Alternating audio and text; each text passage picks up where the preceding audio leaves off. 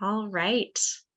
Welcome everyone to this webinar. This is the third in our series of webinars so far this year on farm to school. And we are today going to be talking about selling to schools. So we're hoping that we have some farmers and food hubs on the audience today. Maybe some processors and distribution companies. We're excited to be able to connect with those of you who are producing those yummy foods that we want to get to the kids in our schools. And this series of webinars, we've been putting these on with the Minnesota Department of Agriculture and the Institute for Agriculture and Trade Policy. So we're excited to connect with all of you today. And there we go. So we want to know who is here. And we have quite a good group, I see. So if you want to introduce yourself in the chat, you could share your name and your location, your role in Farm to School. And I am also going to launch a poll, and you can indicate there who you are. So we'll get a little bit of a sense of how much experience all of you have with working with schools and who exactly we have on the line today. So if you want to fill out that poll, we'll keep it open for a minute and give you a chance to respond. And then we will share the responses with the group. And otherwise, you can also just type your information in at the same time. Oh, this is great. I see some familiar names, and we have a good group. So, oh, this is great. All right, I'm going to end the poll in just a minute here. If you haven't responded yet, go ahead and get your response in, and I will share the results. And it looks like a pretty good mix of different types of attendees. So this is great. We do have a good chunk of school staff on here, which is wonderful. And then we have some farmers. And we have both farmers who have worked with schools and those who have not, which is really exciting. So we're going to get you started today with some good information about what you need to know if you've never done this before, and some tips, even if you have done this before, that I think will be helpful. And then we have some food hubs as well and others. So if you are in other, if you want to tell us more in the chat, that would be great. We'll know who's on the line here. Exciting. Okay. I'm going to pass it over to my partner, Kate, to tell us a little bit about what we'll be covering today. Great. Thanks, Erin. And hi, everyone. I'm Kate Seybold. I work at the Minnesota Department of Agriculture on farm to school efforts.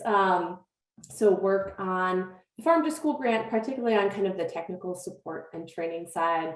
I know my colleague, Aimee, who works on the grant administration side, is on here today too.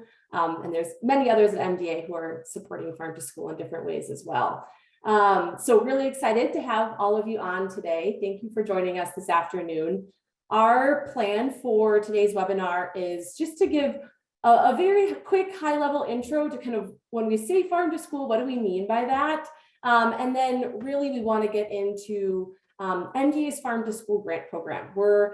It's a really exciting time in farm to school in Minnesota.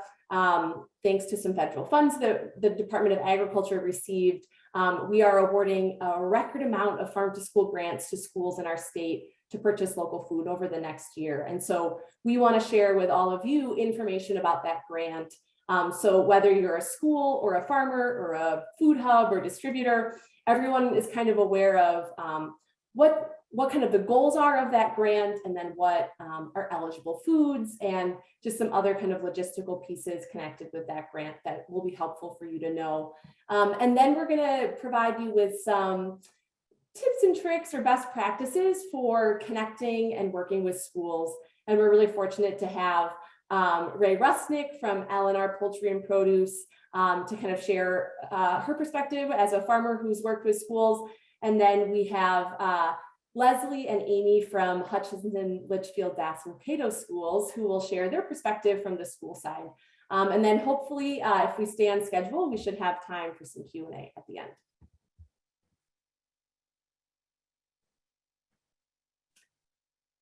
And so we have just a quick video here that we made recently that just kind of highlights all the different features that farm to school can have here in Minnesota. And so we're just going to share that video with you quickly to set the mood for the meeting.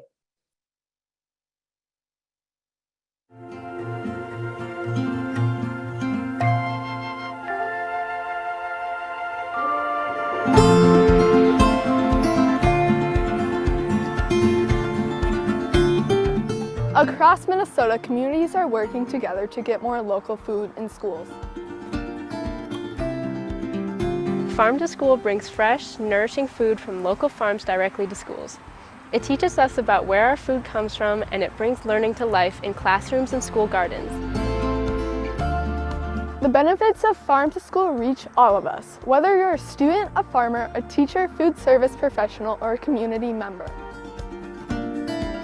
Farm to School supports our local farmers and communities, and it helps students eat a variety of nutritious foods that keep us fueled for learning. Farm to School programs can look different at every school, but they share the same goals of highlighting local food and building connections between the cafeteria, classroom, and community. In school cafeterias, Farm to School brings fresh, local ingredients to our breakfasts and lunches. As part of the Minnesota Harvest of the Month program, we get to taste and learn about different local foods each month, from squash and wild rice to beef and dairy.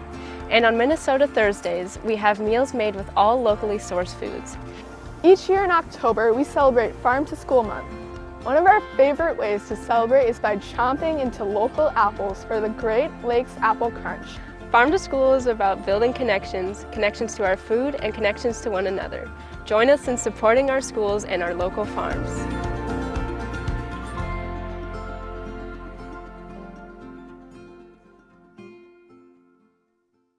I love that that gives us a little taste of summer and the growing season, especially this year. I feel like we need a little bit of that right now.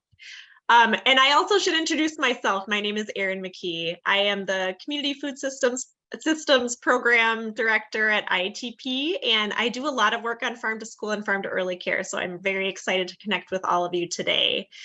So as Kate said, I'm just going to give the just shortest overview about what farm to school actually is, just to make sure we're all on the same page about what we're talking about. I think the simplest definition, this comes from the National Farm to School Network. They say that farm to school enriches the connection communities have with fresh, healthy food and local food producers by changing food purchasing and education practices at schools and early care and education sites. And just to be really clear, there are lots of different ways of doing farm to school. So just because you have a farm to school grant, or you say that you're doing farm to school, it doesn't mean one specific program or way of doing things that you're enrolling in. There are three core elements of farm to school that include serving local foods and meals, education about food and farm systems, and then school gardens can be a big component as well. And you can do those things many different ways. So it could be that you're doing taste tests. You could participate in Minnesota Thursdays, as we heard in the video, where you have the entire tray be all local foods. You can do snacks or breakfasts with local food components. You can do a little bit at once. You can start with one local item, or you can look all around the tray. We have lots of different ideas. So many different types of local products can be included in farm to school. It's not just about fruits and vegetables, which some people, I know that can be the first thing that people think about, but in Minnesota, we have a lot of local protein and a lot of different types of products that schools are buying from their local community farmers. We also love to see educational activities in the classroom. So connecting with teachers who are doing science or math or civics classes, lots of different types of teachers and others in the schools can be involved in getting the students to engage and learn more about where their food comes from. And we love to see field trips so that the students can also see that food growing at the farms as well, or community activities. I love, like, Minneapolis does a farm to school barbecue that is amazing. So there are a lot of different ways that you can engage in farm to school. And it's just nice to know that it doesn't have to look one way. It's very flexible to meet whatever the community needs are and whatever types of farmers are there to be involved too. And then just to say, there are so many benefits to farm to school. We like to say it's a win-win-win. It's good for kids, it's good for farmers, it's good for communities. For farmers, we've heard a lot of different benefits. We've seen that farmers can access a different component to your business model. It can add a different dynamic. I've seen farmers that have used it as a good stepping stone from moving from direct sales at farmers markets or through CSAs to wholesale. And it also can give you access to a larger scale sale at once than like a farmer's market. You can sell to a school and be feeding lots of kids at once, so it can be a bigger sale potentially. And it's also just a good way to raise your visibility in the community and really build community connections as well. Along with the benefits to farmers, of course, there are a lot of health benefits and other benefits for kids. So we know that kids that are participating in farm to school programs, they are more willing to try new foods. They eat an additional serving per day of fruits and vegetables, and they eat more varieties of fruits and vegetables, which is exciting. And we're reaching kids during a window where they're really developing taste preferences and eating habits that carry forward for the rest of their lives. So that's going to have positive health benefits for the rest of their lives. So we're really excited to be reaching students with that fresh, healthy food. And then for community impact, along with the relationship building that is so important, there are also returns on that investment. In our own economic impact analysis, we saw that for every $1 spent on farm to school in Minnesota, there's another additional $1 of economic impact that's happening in communities. And especially for smaller communities, rural communities, it can be a really great thing to be knowing that you're investing back in your local community and your local farmer neighbors. So we're really excited about these programs. We know that they have really good impacts on their communities, and we're excited for all of you to get involved. And I'll pass it over to Kate to share a little bit more about the grant itself and what's happening this year. Great, thanks, Erin. So as I mentioned, the Minnesota Department of Agriculture does have a farm to school grant for schools to receive funding to start and grow their farm to school programs. And that grant is specifically focused on the local procurement side of things. So if you go to the next slide, the Minnesota Department of Agriculture has offered farm to school grants of different kind of iterations over the last decade or so. But for the last few years, the grants have been focused on helping schools buy local foods. And so we're really excited because this year, thanks to federal funding that we received, we're really able to grow the reach and impact of our farm to school grant. So the Minnesota Department of Agriculture received $3.5 million from the USDA's Local Food for Schools Cooperative Agreement Program.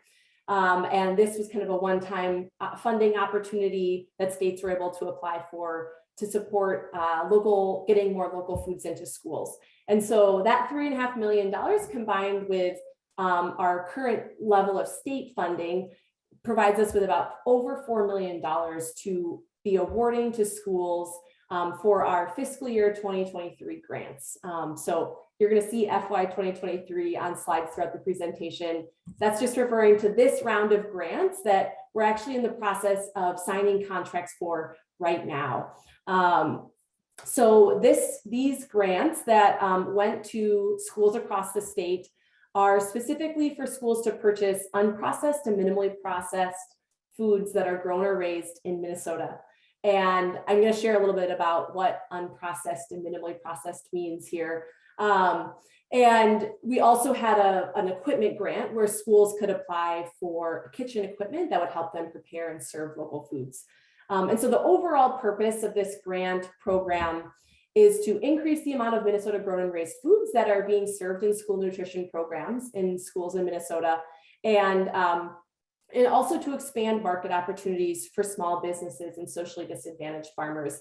This is a specific goal that the USDA set for the Local Food for Schools program that provided funding to our grants.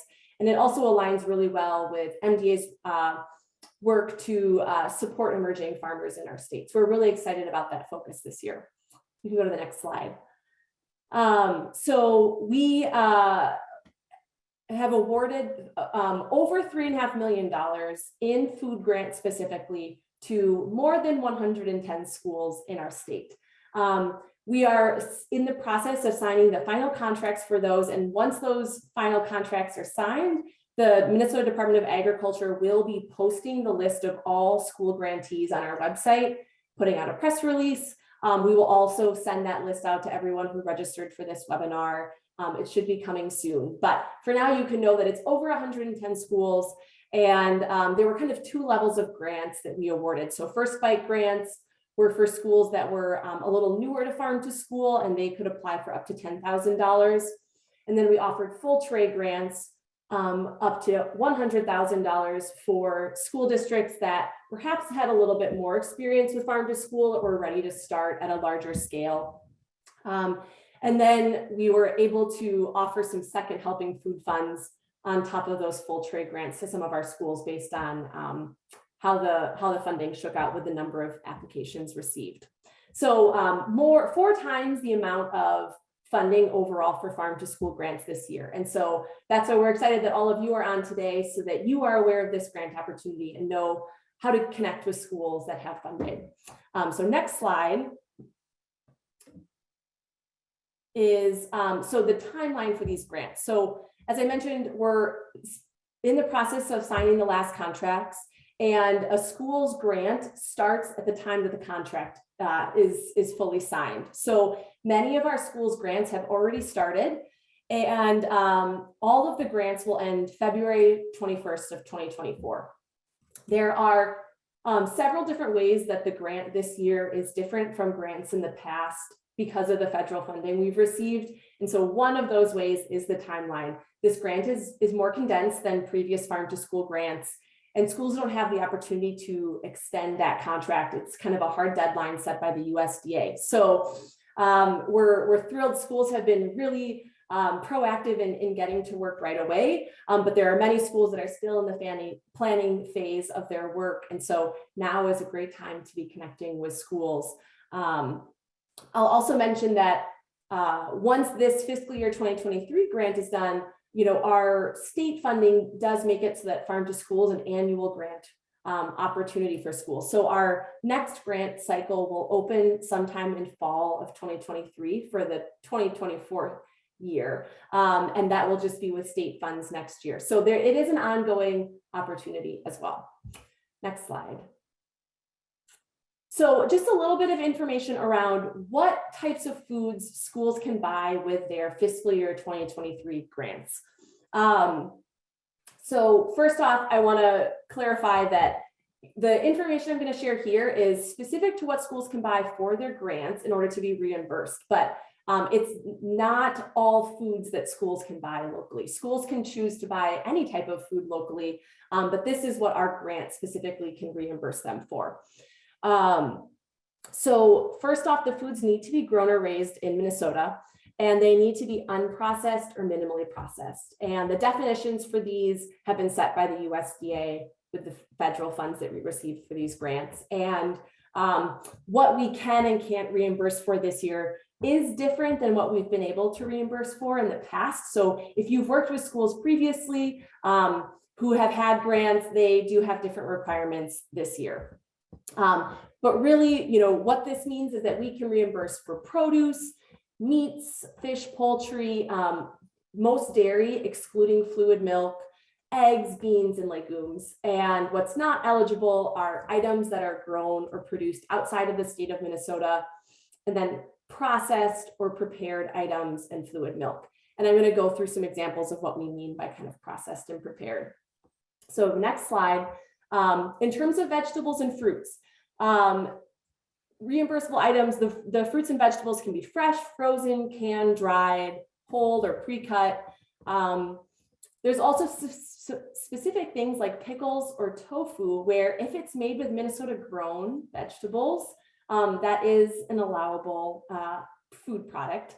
Things that wouldn't be eligible is the school's own produce from their school garden. Something like kimchi, where there's multiple types of vegetables being combined, or something like a pre-made smoothie. So we're really looking for all of these different foods for like single items, right, in their like mostly unprocessed or just minimally processed state. Next slide is around, I believe, animal products. So poultry, beef, pork, bison, etc., all different kind of animal proteins are allowable, but they need to be uncooked. So, and that would be like, you know, sausage or brats is allowable as long as they're not cooked. They can have minimal seasoning in them. Or you could do ground beef, even ground beef formed into patties. What's not allowable is if you're, for instance, making brats where you're taking meat and combining it with wild rice, or meat and cheese together in a brat would not be allowable because you're mixing multiple items together. Also, something like hot dogs is not allowable this year because it's like considered to be kind of prepared already, right? It's just a heat and serve, it's already cooked. So uncooked meats are good to go with, you know, single item involved. Eggs, cream, buttermilk, cheeses, yogurt, butter, all allowable. Again, just one thing is we're not reimbursing schools for the purchase of fluid milk. Next slide is, I think, grains and other things. So flour, cornmeal, oats, wheat berries, wild rice, pasta, all allowable. Honey, maple syrup, allowable. What's not is pre-baked things, so like pre-made bread or baked goods, something like a pancake mix where you're taking flour, which is allowable, but mixing it with like baking soda or other ingredients. Schools could buy the flour and make their own pancakes, but they can't buy something like a pre-made pancake mix. And then something like granola where the oats have been toasted. So again, this is just what's allowable for this grant specifically. We also know that it's a little confusing. And so we'll be sending these slides out afterwards. Hopefully this is kind of a helpful reference for you, but please feel free to reach out to MDA, myself, or one of the other folks that are working on the grant. We're happy to answer questions for specific situations. I'm seeing a question about Ferndale Market turkey sticks. And I believe that those would not be allowable because they don't need to be cooked, right? I think they're smoked. And so that would not be an allowable product. In terms of sources for where a school can buy foods for this grant, they can buy products directly from a farm, from a food hub or aggregator, or from a distributor. So it's really up to the school in how they'd like to do that purchasing. As I've mentioned, there's a priority and emphasis on supporting socially disadvantaged farms and small businesses. I'll share those definitions briefly as they're provided by the USDA. A school can work with an organization or a farm that does not identify as socially disadvantaged farm, or that doesn't qualify as a small business. It's not a requirement, but again, it's encouraged and emphasized as a goal and a focus for this grant project. Foods need to be grown or raised in Minnesota. One area where we get questions a lot is, does it need to be processed in the state? And the answer is no. So for instance, you could buy Minnesota raised beef that is raised in Minnesota, and then it's being processed in, let's say, Iowa, and then shipped back to Minnesota. That is acceptable, you know, as long as it's being processed at a USDA inspected facility. which is a requirement for schools to be purchasing from an inspected facility like that. So schools will need to submit quarterly reports to the Department of Agriculture to get reimbursed for their food purchases. And in those reports, they will have to indicate the farm name and the area where that farm is located. So if you work for a food hub or an aggregator or a distribution company and you're helping schools to buy local food, just note that schools will be wanting that specific farm information. And so your help in getting that information is much appreciated. We also will be asking schools to answer 2 demographic questions. So if you go to the next slide, I can explain that. And these questions, again, get back to that goal of the USDA and MDA to support small businesses and socially disadvantaged farmers. So schools on their quarterly reports, where they list the specific farms that they purchase product from, will be asked to indicate if the farm identifies as a small business and if the farm's ownership identifies as socially disadvantaged. The information that they submit to the Minnesota Department of Agriculture, we will aggregate that information, and we actually have to report on the same questions to the USDA. And so that is a reason why we're asking these questions this year, is that we as a state have reporting to do around these program goals. So the schools have been provided with a template to send to farmers to have them answer those 2 questions. And then the schools will be required to answer the questions to the Department of Agriculture. But to clarify that if you as a farmer are approached with these 2 questions, it is optional for you to respond to the questions. So you could answer yes, no, or decline to answer. Information or those answers that you provide to the school and the school then provides to the Minnesota Department of Agriculture is considered public data where it could be requested. Minnesota Department of Agriculture won't be like posting individual farm information, but it is technically subject to a data request. We will just be reporting on aggregated data to the USDA and for project evaluation. So overall, really the purpose of this information is for the USDA and also MDA to understand who are the farms that are engaging in farm to school and how can we use farm to school programming and funding opportunities like this to make farm to school an accessible opportunity to all farmers, especially emerging farmers, as a way to grow their business and expand market development. And so we've traditionally not had data like this. And so it is a really great learning opportunity for us to get that information. So as we've told schools, we really appreciate everyone's help in answering these questions. And if you have any questions in terms of the questions that are being asked and how the data is being used, please do reach out to me and I'm happy to answer. If you go to the next slide, we can provide the definitions of these. Again, these are definitions set by the USDA. We'll send the slides out afterwards so you can have them. But these are the full definitions here. And again, a farm would just answer yes, no, or decline to answer based on how they identify based on this definition. Okay, we can go to the next slide.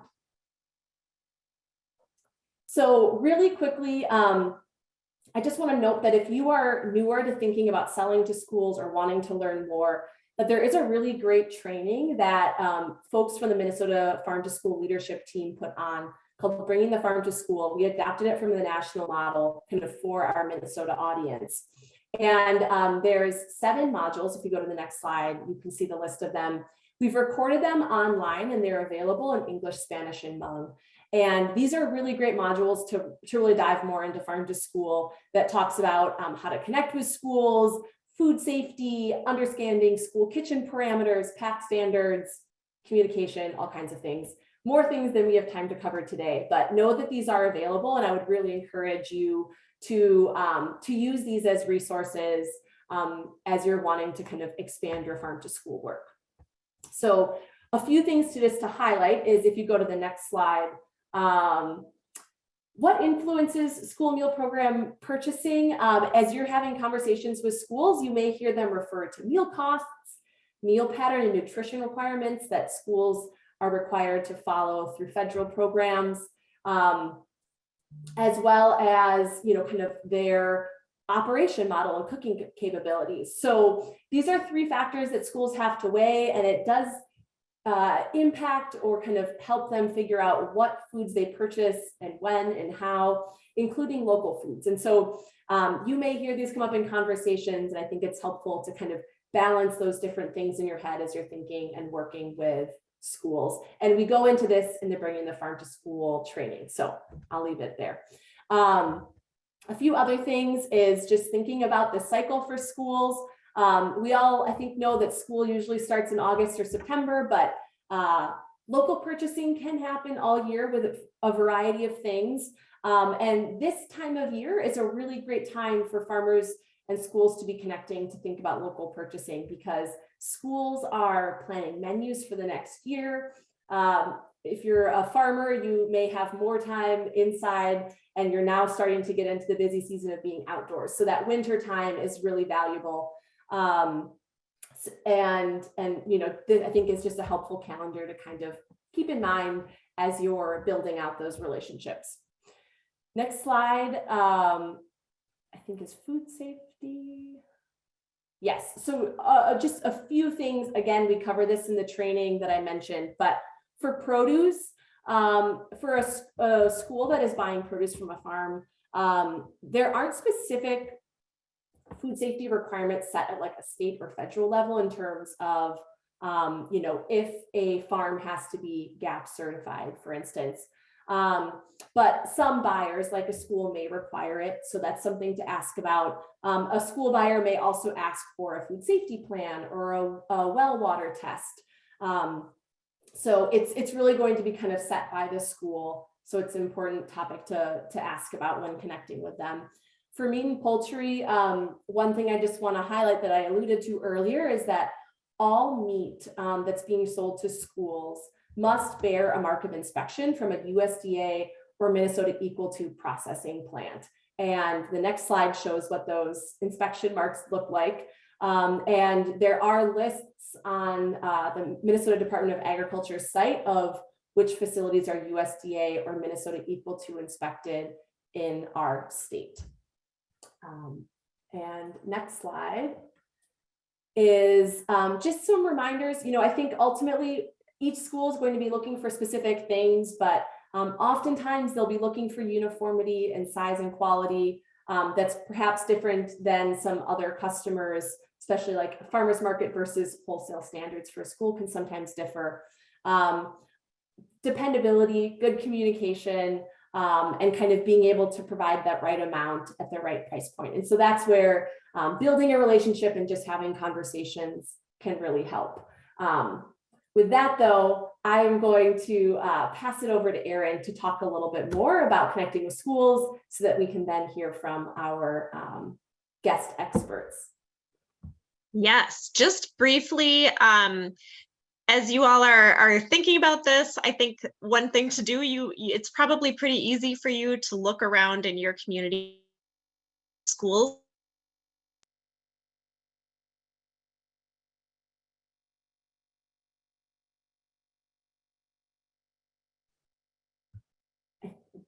Erin is frozen on my screen.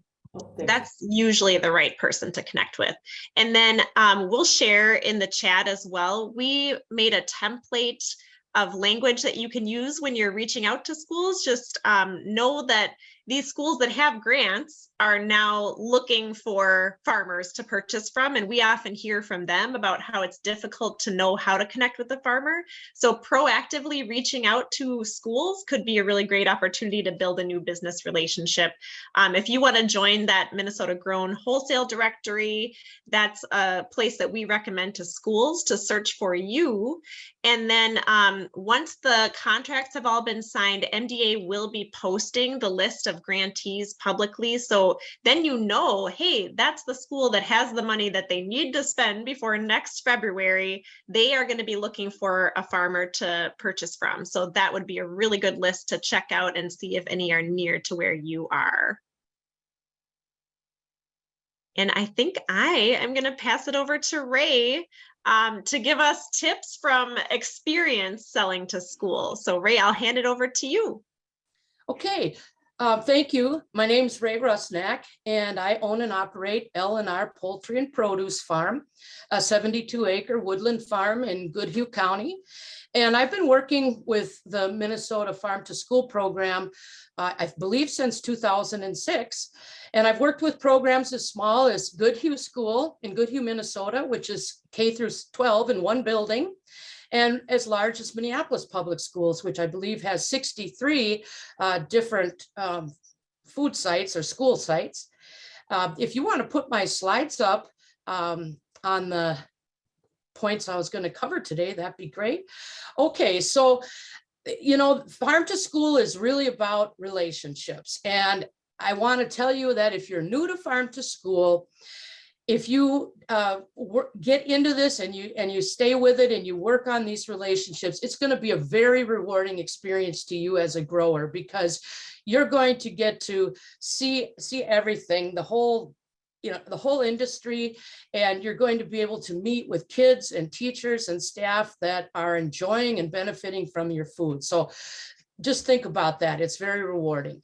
But number one in these relationships is communicating. Communication is vital in any work arena, but especially in farm to school. I think the thing that first struck me when I entered into this whole thing was that me as a farmer and the school culinary staff thought very differently about produce. And I was used to selling directly to a single customer at a farmer's market or through a CSA, or to a produce manager at a co-op or local grocery. And when you step up to farm to school, you're into institutional sales. And the people who work in food service and purchasing are actually used to working with a larger distributor, a distributor that will have food that is coming in from all over the country, and a lot of food that's in their warehouse, it may be out of season locally and so on. So you're both kind of coming at this differently. And I think that was the hardest thing to grasp and really learn that we needed to really talk about that. So I find that the more I can share with the school buyer, and the more I can repeat back what they're asking me to make sure that I understand and get verification. And also the more I can give them updates and notices, perhaps a month ahead of time, that I have a produce that's coming and when I think it's going to be available, and if I think I'm going to be meeting the quantities they're looking for and so on, the better off everything will run. Another thing that you need to understand about this is that your farm, obviously you can't have your potatoes or your tomatoes done on the exact same day and time year after year. Mother Nature doesn't allow that. And the schools too, there is some flexibility in menuing, but the more flexibility happens when you're ahead, when you're planning ahead. So I like to let the person at the school know. Even sometimes I'll let them know when I planted something, when it's emerged from the ground. And I start giving updates, you know, at least 4 weeks ahead of time when I think that crop is likely to be harvestable. So you need to really understand relationships a little bit different, but be sure to spell everything out. No question is dumb. And if you don't understand something, ask. Or even if you think you understand something, it might not hurt to just repeat it as you think you understand it, so the other person has a chance to verify. So like I said, no question is dumb. You've got to keep delivery dates clear. And delivery dates, like I said, depending on what the season is going like, may change, or there could be some possible changes on the school menuing end. The amount of crop, sometimes you'll hit it right on the head. If somebody wants 1,000 pounds of tomatoes from you on August 30th, you might have that, but maybe you have 920, maybe you have 700, maybe you had a bunch of animals come through and trample your tomatoes. you need to let the school know that as soon as it's happened. Nobody's going to think you're a failure. They'll still work with you in the future. But nature happens, we're outside. And so the best thing to do is be clear and make sure everybody knows what's happening all the time. If you think you're going to have a crop earlier or later, make sure the school knows that. And get the school person that you're working with, get them to let you know a little bit about their menu planning process. And if they do have any date flexibility. But start it early. That's the big thing, early, because if you wait till the week something's menued, things get really tight then, especially if you aren't sure what's happening the day before, it will spell disaster. So communication will keep everybody happy. Timely replies is big too. I know it's hard. Some days you have long days in the field and you get in late and you're tired and whatnot, but keep your cell phone with you. If you can answer communications from a school or other wholesale buyer right away, that really helps, because then everybody's on page. They're all on the same page. They are getting information as soon as it happens, as soon as they need it. And there's more time to adjust, either on the school end, the processor end, or on your farm end. And this goes for not only when it's growing in the field, but also for storage.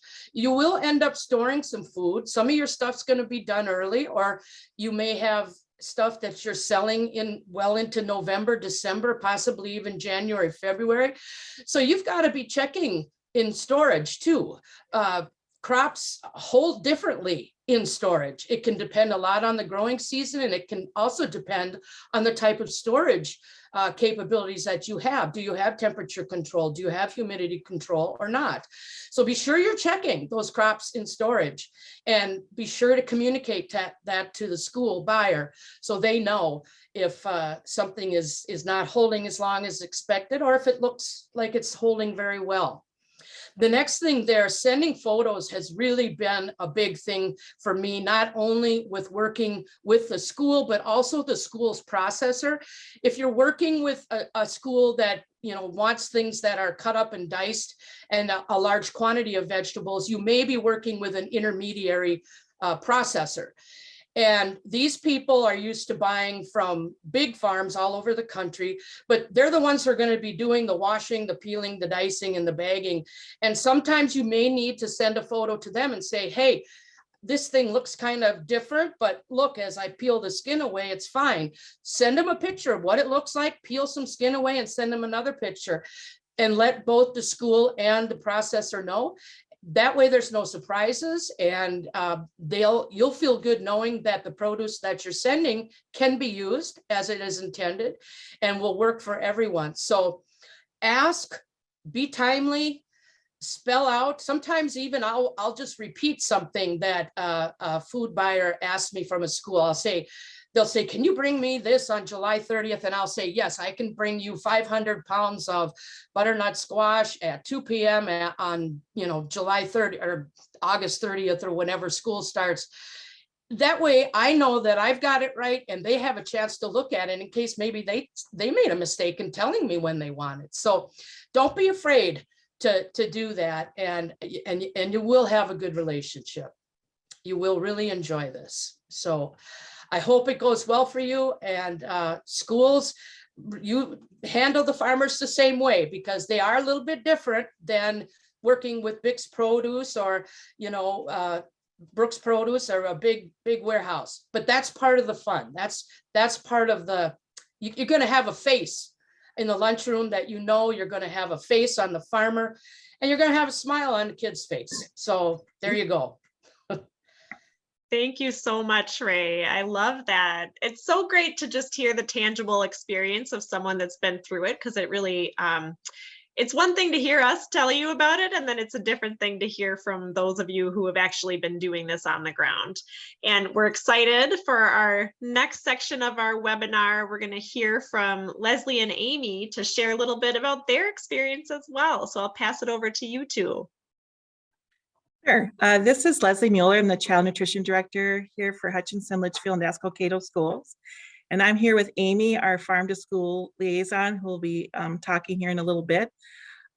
We've been doing farm to school probably 3 to 5 years, but we've really ramped it up in these last 3 years. And we are farm to school recipients pretty much all those years. And we've incorporated a wide variety of produce in all our kitchens.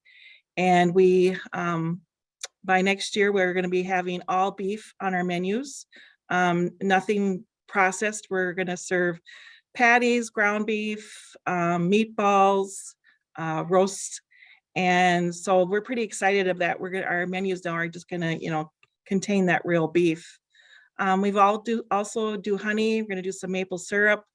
So it's really grown through the years, what we have brought in our kitchens and provided for our students. And it's pretty exciting for all our staff. A little rough at first when we got started, how we were going to do this with the equipment we had on hand. And so that equipment piece that's a part of the grant really has helped us with that barrier of, how are we going to process these foods coming off the farm, and, just not really knowing what to expect. That's been huge.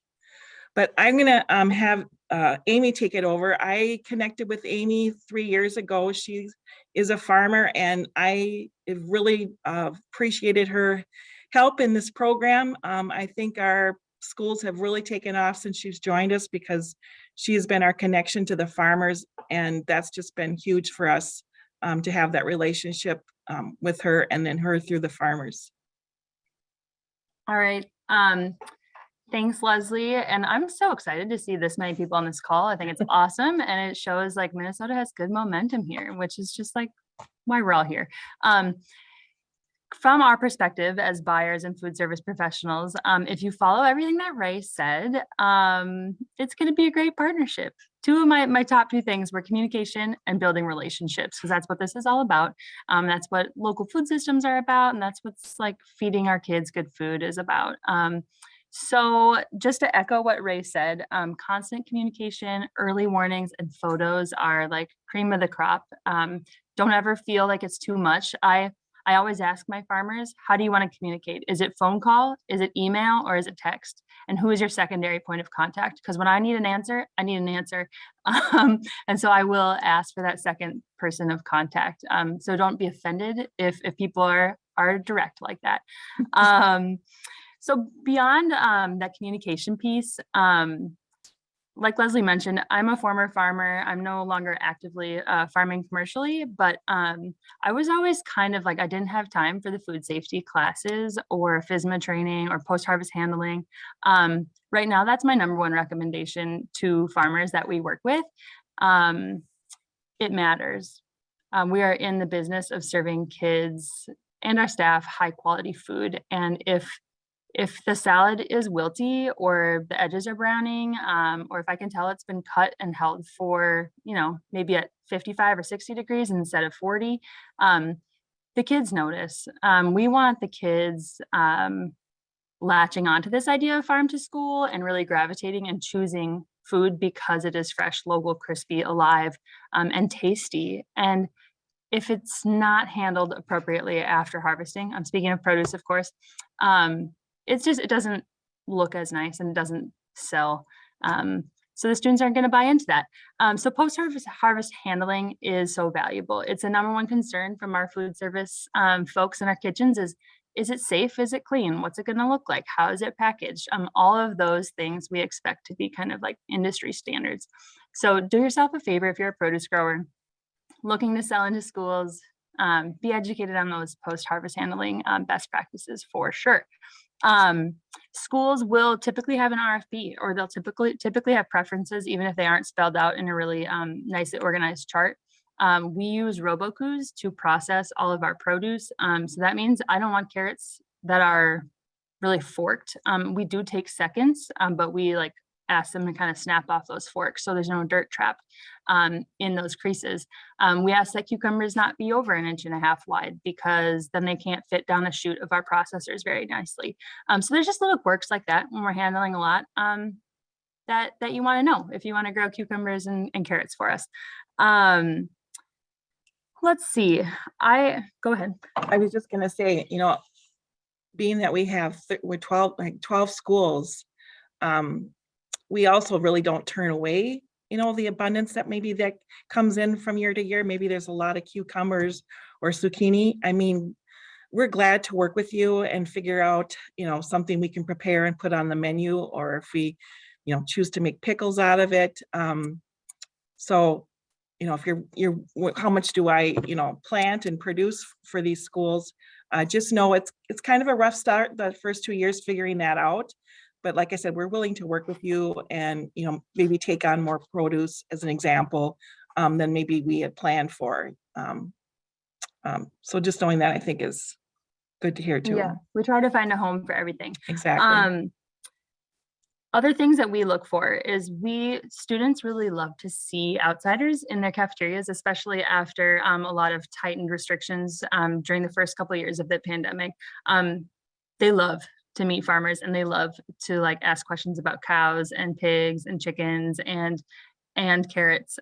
So be willing, if you have the time, especially in the off season, if you have one, to come into the schools and share your story. Stories sell food, and we want the kids to love the food. Growing crops in succession, if that is your mode of farm. We like to know that we have carrots not once, but we like to have carrots for 12, 15 weeks. We like to have tomatoes for as long as possible in the fall. So if you can consider planting a later succession, to really boost your abundance when school is in session right at the end of the season, that's great. Those are the communications, like they said, we're having in November and December. And then I know we're short on time, and I want people to be able to ask questions. So I think the last thing I'll just mention is know that different schools are at various levels of equipment and technical skills in their kitchens. We have a lot of equipment, but that's because we've amassed it over the last few years. But we still have limitations, and cherry tomatoes are expensive, but they don't require a lot of labor in the kitchen. Cucumbers are really cheap, or beets are really cheap, but they might take a little bit more labor on our side. So be in constant conversation with the schools that you want to sell to, and know their strengths, know their limitations, and kind of what they're looking for in terms of labor. So just keep all those things in mind, and then we will stay on to answer any specific questions that folks have. I know pricing is always a question, and I'll just note that we ask our farmers to set their prices and what's fair and what works for their system, and we can say yes or no. And then of course, if it's a no, then we can work with them. But whether it's 20% or 50%, I can't say, because it does vary based on crop. Thank you so much, Leslie and Amy. Yeah, really appreciate your inputs. I think you raised a lot of great points. And I love that both you two and Ray just really emphasized building relationships, because that's really our biggest goal in this grant, is to just have these grants be an opportunity to help schools and farmers and food hubs and aggregators and distributors all build relationships around local food. And so really excited and appreciate you kind of lifting that up. We know we're just about out of time. I want to answer a couple questions. So just a few takeaways we wanted to kind of remind you as we wrap up is, if you're a farmer or an aggregator or a distributor, please reach out to schools and see if there's an opportunity to work together. This is a really, again, an exciting time for farm to school in our state, and it's going to be a collaborative effort to make the most of this influx of funding that we received this year. And again, the list of all grantees will be coming soon, so keep an eye out for that. We will send it out to registrants after this, and look for a press release. Again, focus on relationship building, ask questions. I love Ray's point. There's no such thing as a dumb question. So ask away. And again, we've shared a few different resources, including those bringing the farm to school training modules that I highly recommend you use. So here are some of those training modules. I also just want to call out that the University of Minnesota Extension has a farm to school resource page specifically for farmers. Minnesota Institute for Sustainable Agriculture also has a local food sales resources page, and there's a ton on there for a lot of different local food fact sheets, and then specifically a document around food safety requirements for school nutrition programs. And then the National Farm to School Network also has a Bringing the Farm to School producer resource page as well. So I think with that, I'll maybe end it so we can get to a few questions here.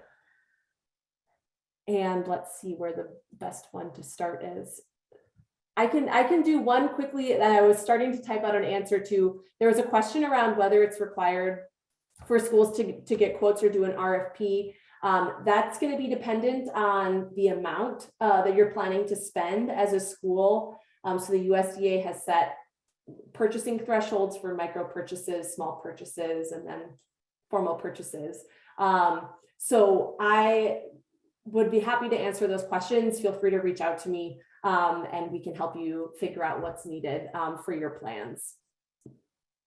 And then a time frame for when the list of grantees will be listed online. I don't have an exact date. I'll just say hopefully very soon. We just have a few final contracts to sign, and we have to wait for all of those to get signed before we can post the list. But as soon as we can, we'll put it on our website. We'll do the press release. We'll also share that out with these registrants and probably elsewhere as well. So thanks for your patience with that. I saw one question that was asking what kinds of meat are most popular with schools, and what kind of packaging, what size packaging. I don't know if you have any perspective from your districts, Leslie and Aimee. Yeah, we can answer that. We started with ground beef. We were purchasing ground beef from raw or in raw form before we made the transition to farm to school beef. So that was an easy transition. But otherwise we started with ground and burgers. Yeah, 5-pound packages are nice. We do have some in 20-pound packages or 10-pound packages. We purchase from 2. So if we kind of sometimes need to mix and match to make our right amounts. Anything above 20 pounds gets too heavy and too bulky. So having that like 5-pound, 10-pound range is great. Otherwise, burgers and other cuts are mostly packaged according to the processor and what works for their box size. Yeah. That's great. I saw a question from a school. So Renetta, you were asking, is there a way to have school food experts order for you? For those of you who are new to buying from farmers and are a little intimidated by that process, we do have another webinar that is about kind of the rules and requirements around the purchasing processes and kind of getting into all of those thresholds and do you have to do quotes and all of that kind of stuff.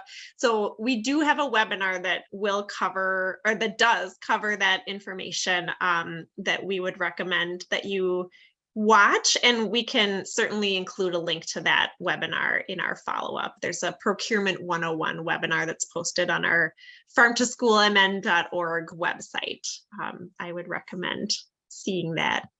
It's worth noting also that there's some policies in the House and Senate right now, and there's more funding for that like regional coordinator piece if you need food service experts. So be engaged and send your letters of support. That's right. We're hoping that we can get more regional support so that you do have a point person who can help you on the ground with that process. We'll see what happens this legislative session and what the outcome is. Well, this is a good question too. Are schools worried about using raw proteins? What do you all think? Well, our schools have worked with raw protein or raw ground beef even before we started farm to school, because we would get that from commodities.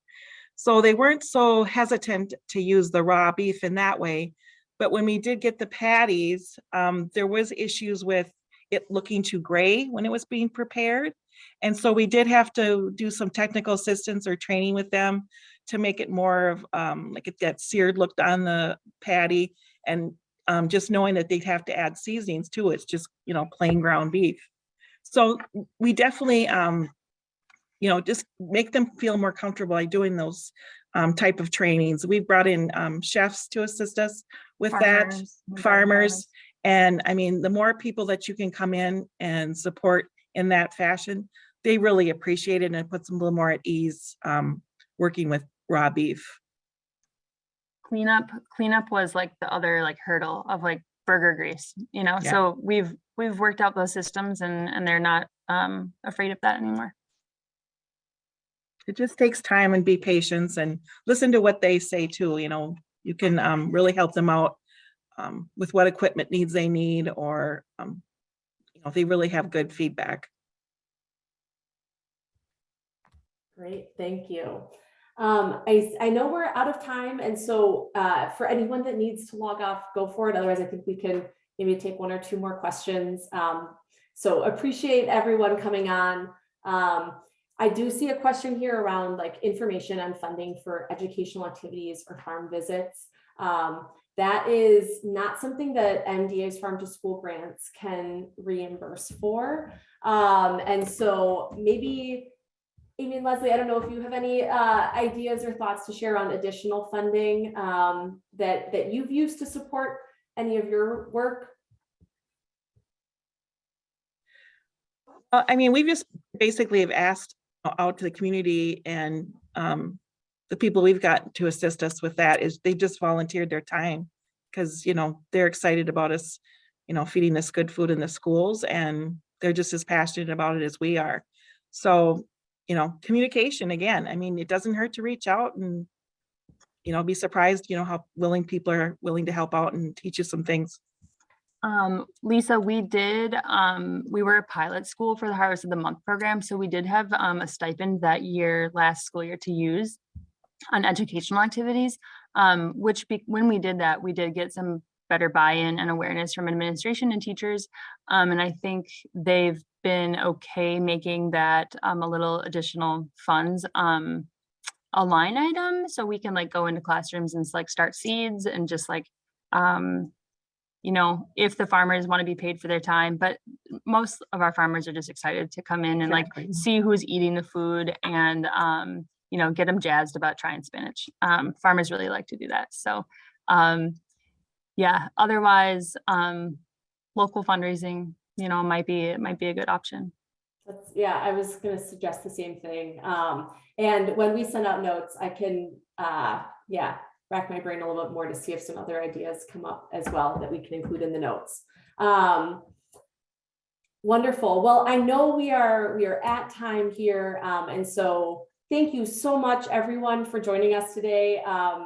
To echo Aimee, it's just really exciting to see so many people on this call, and we're really excited to have such a wonderful cohort of schools that have grants, and also hear about and see all of the great relationships and collaboration that happens between schools and farmers and all of the partners in between as well. So please do reach out with any questions. Myself, Kate Seybold at Department of Agriculture, happy to connect with any of you. We'll send out our contact information as a follow-up. And I hope everyone has a great afternoon. So thanks so much.